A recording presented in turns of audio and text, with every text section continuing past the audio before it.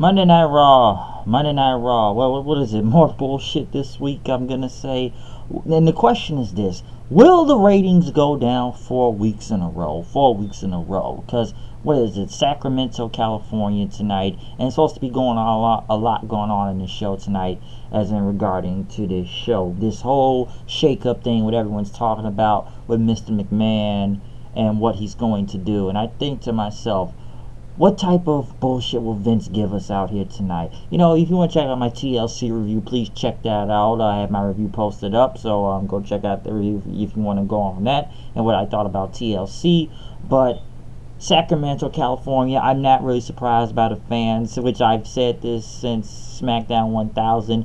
These are the same people that will crap on this show every fucking week. And Raw's been fucking shit every week, like the product itself, but they will come out, like I said, they will crap on the show every week. But when Vince comes out, these people start bowing down and start singing his theme song and cheering "No Chance in Hell," just like they did SmackDown 1000. And I still think that never made sense to me. It's like this guy comes out here and, you know, he pretty much thinks he was the fucking man. I'm like, and these people treat him like he was the man. That was the crazy thing. They treat him like he was the fucking man, even though, you know, it just, they know the show sucks and they know he's the reason behind it, but they'll still cheer him, though, which it amazes me in a way that they still do that. And, you know, Vince comes out, he gets this huge pop, and, you know, what is it, WWE week, so they got a whole bunch of Christmas decorations out there, and Vince said, you know, he didn't want any boos, but the fans booed, and he talked about Raw being on the air for 25 years, and, you know, I'm one person, the brilliance of himself, but he needs help, he said. And with that in mind, he wanted to bring help with him. And he brings out Stephanie McMahon, which of course people booed. Next thing you know, Triple H comes out, since he is NXT God, they bring him out. And then Shane McMahon comes out. So pretty much the entire McMahon family is going to be running Monday Night Raw, or they're just going to be running both shows since Shane is out there. And I'm going to get to a lot of things that don't make sense in a minute. But first off, this entire McMahon segment was 35 fucking minutes out here, okay? That's how long this segment was. It was a 35-minute segment. And it just amazed me that, you know, they're going to take over half. It's like they took half of the show, number one, okay? And, you know, Vince is bringing out his entire family since, you know, they're taking over Raw, and Triple H says, you know what, we're doing this for the fans, and that Stephanie says that you guys have the power and we're giving you anything you want. And Triple H goes on to say, from the coming weeks and months, you're going to see new faces, new superstars, new matchups, and that they're all the authority now. And, you know, Vince, as long as, you know, we give the fans what they want, WWE will be then, now, and forever. Listen, how many times has anyone heard that speech throughout the multiple years they have been watching wrestling in the WWE, okay? Do you know how many times I have heard that speech for, Jesus Christ, I've just heard that speech for damn near probably 20 years now that I think about it, ever since I started watching wrestling. You know, how many times have Vince and other people says, you're going to see fresh matchups and new faces and a new era? Dude, I've heard the new era so many freaking times. Dude, that's why they was just saying new era not that long ago when they brought Shane McMahon back on TV when he first returned back in 2016. But I've heard it out through multiple years saying, like, we're going to change up Raw. We're going to change up Raw. It's a new thing. It's going to be big. And we're going to give the fans what they want. Sure you are. It's the same thing. And my friend pointed this out when I told him, like, here we go, same thing. McMahon's do this all the time. It's, you know, here we go. Oh, we're going to give you something new. We're going to pander to the fans. Let's start pandering to the crowd. Or, it even, my friend pointed this out. You know, my friend Steven, he said that it's like what Daniel Bryan's promos is. These fans are fickle. They're all sheep. It's like Daniel Bryan's telling the truth now. They are all sheep. Fickle.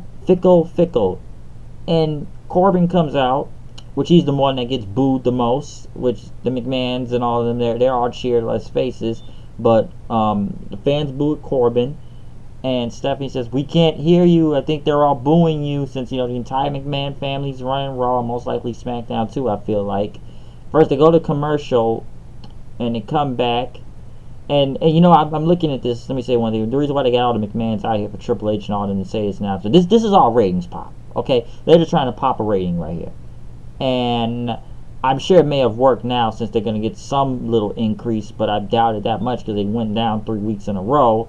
But now they want to find a way to raise the ratings for Monday Night Raw. So this was the way to do it. And I'm going to get a little bit more in this to the end. But Corbin tried to talk. The fans booed him. The McMahons kept saying, "We can't hear you, okay? And, you know, speak up louder." And even Vince says, "You know, you have a microphone." So all the McMahons, they huddle together like a football team. And, you know, you got no chance hell becoming the permanent general manager. But everyone voted no. But then Triple H went on to say, "Listen, since Vince is the genius that he is, we're going to give you an opportunity. You get a chance. And all you got to do is beat this man." Kurt Angle comes out in his gear, and as the McMahons are leaving, Stephanie says, "You know what? Forget, we got a special guest referee. Heath Slater." Next thing you know, when the match starts, Triple H comes back out and says, I'm sorry if I forget, this is a handicap match. So Rude and Gable and Apollo Crews come out. But then later on, Shane McMahon comes out and says this is a no disqualification, which they all start beating the crap out of Corbin, hitting him with chairs, and they pulling a table in. Which, you know, everyone hits their finish, and they put Corbin through the table with an angle slam in the segment, which was literally, first off, number one, they gave Corbin an opportunity last night, so why they give him another one? Second, this was literally the same thing we saw last night, like a rehash, except it was minus Strowman this time. One thing I will say it's kind of funny, Kurt is coming out there after, didn't he face Triple H and Stephanie this year at WrestleMania? So, why?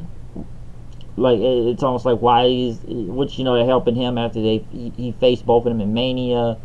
And it's funny to me, we got Shane and Steph now all cool, except now literally a month ago in November they were fighting for brand supremacy, trying to see what show was better between Raw and SmackDown. So, well, it makes no sense. They were literally against each other now. Hey, we're on Monday Night Raw. Everything's cool now. I don't get it. Some of this makes no sense. And I don't understand. Okay. I don't get it.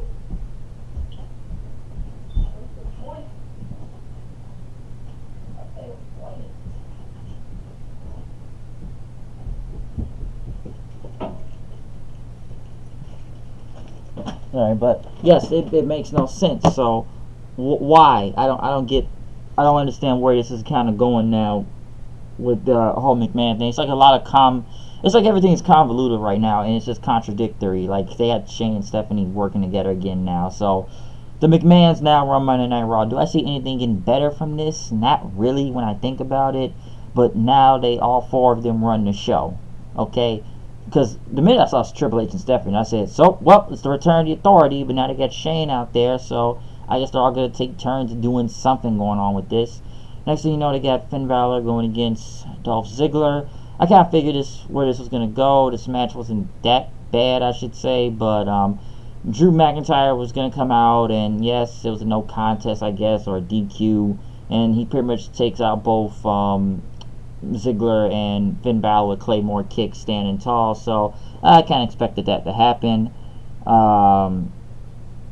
So it wasn't really no surprise there, which now they say it's a triple threat next week on Raw anyways, for Christmas Eve. Dean Ambrose, or Bane Ambrose, came out with his security guard guys talking about Seth Rollins and that the crowd stinks, and he told everyone what was going to happen, that he was a man of integrity. And, he's going to, Rollins, he comes out every week, gets an opportunity for this open challenge, but he wanted to give his own open challenge, which the person that was on an open challenge the week before on NXT against Ricochet, Tyler Breeze, actually get another shot, which was actually a fresh match, I will say that. Hey, Tyler Breeze, that's 2 open challenge matches for him. We knew he wasn't going to win, but next thing you know, I don't know what Breeze really gains from this now. Ambrose then talked about him, integrity and character, defending the Intercontinental title. Rollins' music hit, the SWAT team were getting ready for him, but of course Seth was dressed as one of the SWAT team guys, removes the Bane gas mask and goes to Dean and fights off the other security guards and, just curb stomps him to the ground. So of course this feud is going to continue, but you knew he was going to be dressed as Bane somehow. Next thing you know, Shane McMahon was in the back talking about the fresh start. You know, it's going to be a lot of fresh faces, all that. A lot of new faces on Raw. And next thing you know, Rockstar Spud comes up and he says, you know, we want our title match back. We're going to do the rematch. But Shane, no. That's not going to happen, all right? Corbin handed you guys the tag title. So you want to earn your opportunity tonight. So it's AOP versus the B Team versus the Revival versus the Lucha House Party in a fatal 4-way for a tag title shot. So, so they weren't going to get their title shot that easily. Then again, I feel like they're just kind of overlooking the Authors of Pain right now, and I'll get to them in a minute. So we'll see where that's going. They announced the new talent coming to the WWE. I don't know if they're all going to be on Monday Night Raw, but okay. This is what I think about the people they're bringing up, who they have. Of course, we know Sullivan is coming. Lacey Evans, Heavy Machinery, Nikki Cross, and EC3. Okay, Sullivan, I'm sure they're going to push him somehow to the moon as a giant. I can see that going on. Lacey Evans, I have seen her on NXT, but I don't know if she's main roster ready in that. Like, I've seen her, but I didn't really expect them to bring her up. Maybe they see something in her. I don't know what the whole... Like, I don't know, was they trying to real woman? I don't know where, I forget what her gimmick is. She looks like someone out of a 1940s, like, World War II commercial or something, but I guess they're going to build her up. Heavy Machinery is a really good tag team, but if they are on Raw, I swear to God, they're going to get lost in the shuffle, just like Authors of Pain, because I feel like they've become irrelevant with Rockstar Spud with them. Nikki Cross is technically already here because she was on SmackDown against Becky, but that was a one-time thing. So if Nikki Cross is here, you might as well just put her on SmackDown, put it back with Sandy, because Sandy is already dead, that you barely even see them. If you're going to put him back with them, maybe hopefully Sandy goes somewhere, because they've pretty much been dead since week 2, and you might as well stick her with them, because it would make no sense if you just put her on Raw without Sandy.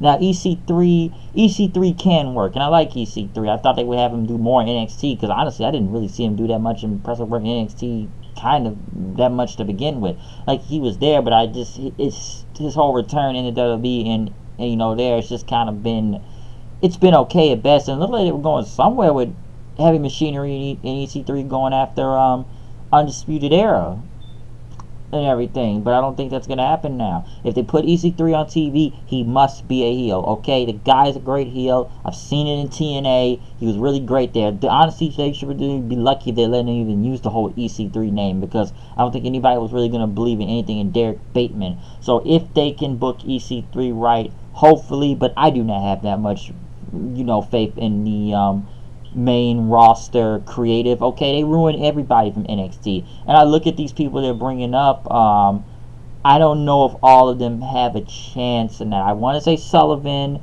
Lacey Evans. I don't really believe, but somehow they'll try to make it work.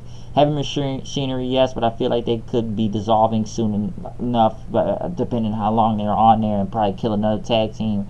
Nikki Cross, I've already kind of went on to that. EC3, I feel like they can be good, but why are we bringing up more talent when you just have enough talent you don't know how to use them to begin with? And the people you brought up from NXT, you pretty much fucking buried or killed them at the point. Also, there was 2 returns. I will say it is good to hear that Sami Zayn and Kevin Owens are coming back. Hopefully they get something better, because ever since they put the both of them on Raw, they creatively killed these guys. You fed one to Lashley, you fed them both to Lashley, and then with Owens, you fed them to fucking Strowman that got killed every week. 2 on there that, you know, both became hurt. So hopefully it'll be a good return for both Kevin Owens and Sami Zayn when they return. So we got 2 return videos and 6 people coming up to the main roster. I don't know if it's going to make any better with on the main roster with the NXT talent coming up, because nowadays it's either sink or swim for these NXT guys. A majority of these guys, they end up failing, but we'll see where this goes. Bobby Lashley and Leo Rush are in the ring. I guess they're going to sing a song like Elias.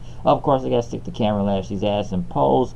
Elias comes from the back, hits Bobby Lashley with a guitar, which no souls it out of the ring then as Elias left on, as Lashley was still standing.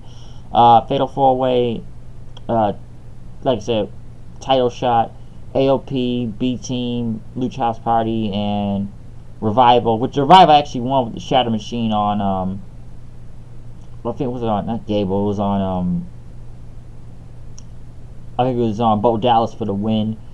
Okay, I think they either moved on from the Authors of Pain or something, because I don't think they were really going anywhere ever since they won the title reign, unless they attacked the Revival last week. I will say this about the Revival. Maybe they threw them a bone here. Maybe they threw them a bone. I don't know if it's going to be a change for these guys in that, because they have creatively murdered these guys. They have wasted the freaking Revival, okay? Because now I am like other people where I don't know when their contract is coming up, but if they want to leave and go face the Young Bucks, as people said on Twitter last week about wanting these two teams to face each other, please let that happen. I know the Young Bucks aren't in Ring of Honor anymore. If you know about that whole story, you can go look that up. The whole Elite and, you know, their last shows over there. So I don't know what will happen to Revival. Maybe they're going to start. Some people they even getting the title shot to begin with just because of Seth Rollins' promo last week when he said Raw sucks and stuff. That, you know, the Revival been these bad Lucha House Party rules. Hopefully something changed. But then again, I've said this about the Revival before. Every time we move the Revival up a little bit, we give them that small glimmer of hope for a push. They bring them right back down. Did I think things were going to change after with Survivor Series when they were in the Usos? A lot of people thought it would change. What did happen the next night on Raw? They started losing to the freaking Lucha House Party 3-4 weeks in a row and killed them. So this is not one. I feel like it's one of these start-stop pushes. Will they actually continue with the Revival, or will they kill them again? It's sink or swim, but honestly, I have no faith in this creative team. They will probably kill them again, unless they really think about having them go for the titles this time. Because I feel like they've really moved on from Authors of Pain now, at this point.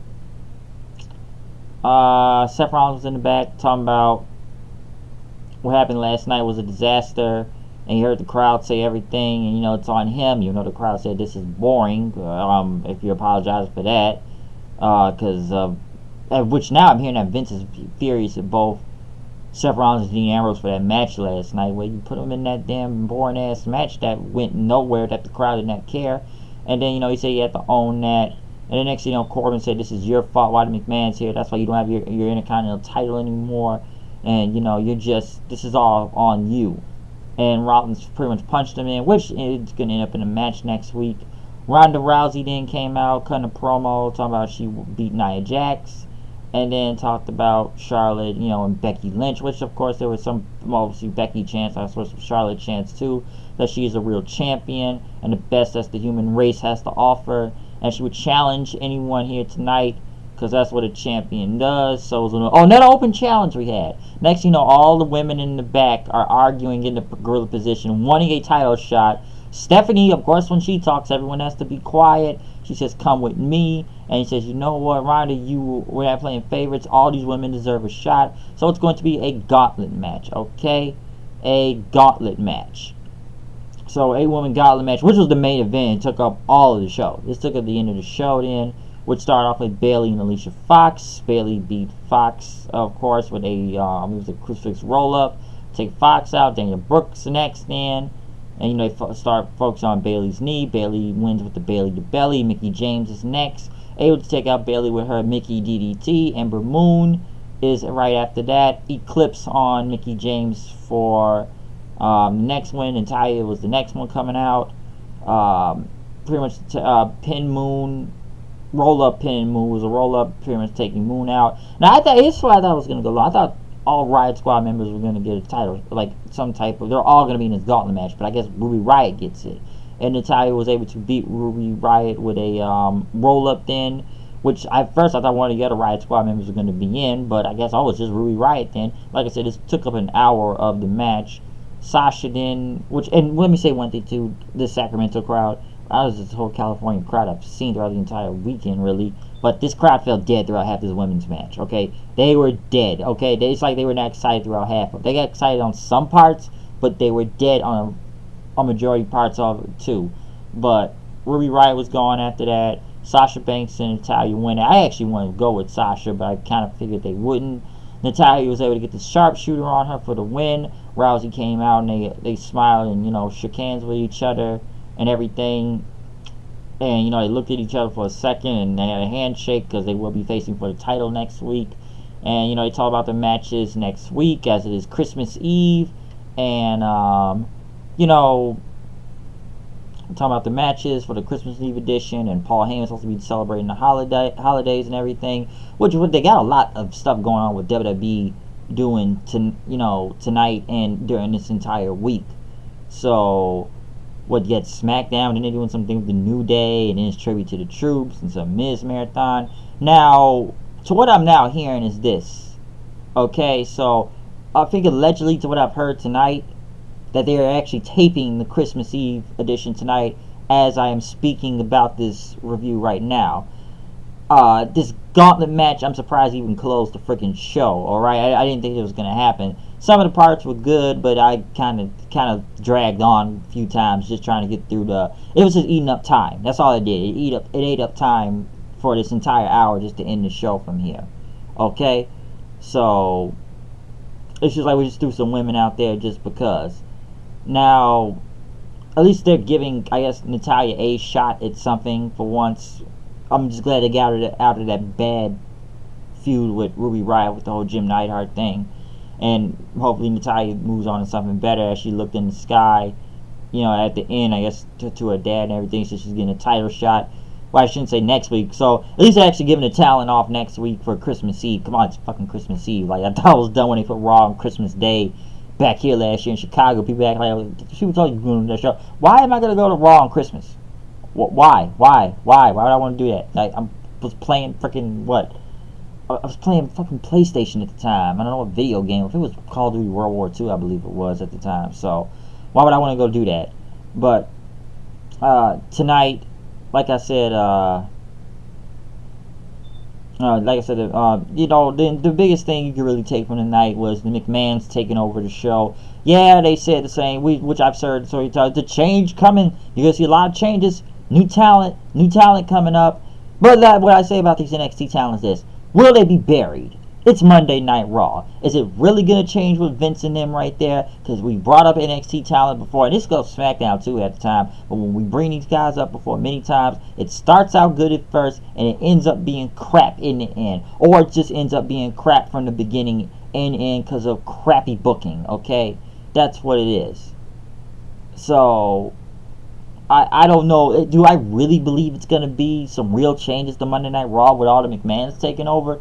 Not really. And I'll tell you this too, which I didn't say this earlier. I bet you in the next few months, and me and my friend said this, yes, you have all the McMahons running Monday Night Raw, but let it be in the next few weeks and months where they start turning on each other, and next thing you know, you're going to get another McMahon Civil War family feud power struggle, okay? You know it's going to be some McMahon Civil War into this. There's always been a McMahon Civil War. Every time they said McMahon's taking over, or Shane and Stephanie are taking over, or Vince and whatever son or daughter are taking over, or Triple H and taking over, it's going to be some power struggle. They're going to start fighting for the show, and it's my show, it's my show. This always happens. It's like with the whole Raw versus SmackDown, especially Survivor Series. Everyone in Survivor Series is a freaking pawn, so Shane and Stephanie can do what they can. It's about them. The feud is about them, and just sibling rivalry, bickery, just to see my show's better than your show, my show's better than your show. And what I'm seeing right now is, yeah, it's going to start out good with them taking over, but watch,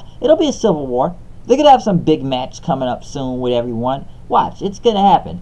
Watch, God of NXT, Triple H, and that, it's going to be some McMahon feud civil war from here. So, that's what I have to say about this whole McMahon's taking over. They may put a good message out and pander to the fans and say, oh, we're giving you everything you want and everything, but dude, I've heard this story many times, okay? I've heard it several times through many years of changing the horizon of Raw because they knew it was getting shitty, so let's pop the ratings and see what goes from here by having all the McMahons take over the show. Will it be for SmackDown too?